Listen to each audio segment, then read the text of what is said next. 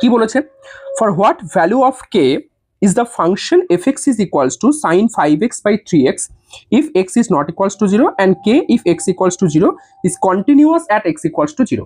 তো k এর কোন ভ্যালুর জন্য এই ফাংশন কন্টিনিউয়াস হবে, কোথায়, at x equals to 0 পয়েন্টে। ক্লিয়ার? তো কিভাবে এটাকে আমি সলভ করতে পারবো? দেখো, এই প্রবলেম সলভ করার জন্য তোমাকে একটা রেজাল্ট মনে রাখতে হবে, যে রেজাল্ট আমরা প্রুফও করেছি, ভীষণ ইম্পর্টেন্ট একটা রেজাল্ট। কি?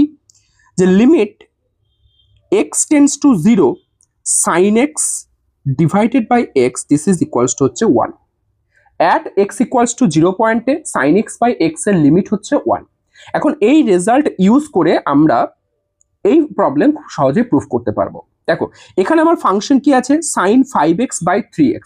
তো আমি যদি এই sin 5x by 3x এই ফাংশনকে কোনোভাবে এই sin x by x এরকম ফরম্যাটে সাজাতে পারি, তাহলে কিন্তু আমার অঙ্কটা হয়ে যাবে। কিভাবে?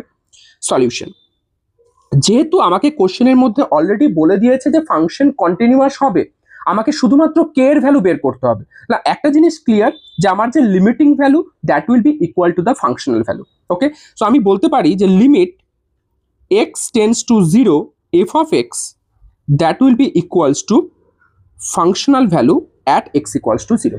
ওকে, by the definition of continuity. ঠিক আছে, দেখো এখন limit x tends to 0 f of x এর মানে কি, যেহেতু আমার এখানে range x not equals to 0 বলেছে, তুমি যদি লেফট হ্যান্ড লিমিট ক্যালকুলেট করো সেক্ষেত্রেও আমার এই ফাংশনই আসবে sin 5x by 3x। যদি তুমি রাইট হ্যান্ড লিমিট ক্যালকুলেট করো সেখানেও ফাংশন তোমার sin 5x by 3x ই আসবে। তো এক্ষেত্রে আমার left hand limit right hand limit calculate না করলেও চলবে। ওকে, তাহলে আমি ডিরেক্টলি এখান থেকে আমি কি বলতে পারছি, যে limit x tends to 0 f of x মানে হচ্ছে sin 5x divided by হচ্ছে 3x and this is equals to what is the functional value at x equals to 0। এই যে at x equals to 0 তে তোমাকে ফাংশনের ভ্যালু বলে দিয়েছে k, so this is equals to হচ্ছে k। ক্লিয়ার? নাও or এখন আমার টার্গেট হচ্ছে এই যে sin 5x by 3x আছে, একে আমি এই ফরম্যাটে সাজাবো, sin x by x ফরম্যাটে। তো আমি এক কাজ করছি, এই যে নিচে 3x আছে একে যদি আমি 5x করতে পারি, তাহলে sin 5x by 5x মানে আমার এই ফরম্যাট চলে আসছে। ওকে, তার জন্য আমি কি করছি, যে লিমিট x টেন্স টু 0, এই যে নিচে 3x আছে সেই 3 আমি বাইরে নিয়ে আসছি, মানে 1/3 করলাম। ওকে, নিচের এই 3 কে আমি বাইরে নিয়ে এলাম, মানে 1/3 হলো। আমি নিচে কি আনতে চাইছি, 5 আনতে চাইছি। এবার নিচে 5 করার জন্য উপরে আমি একটা 5 মাল্টিপ্লাই করলাম।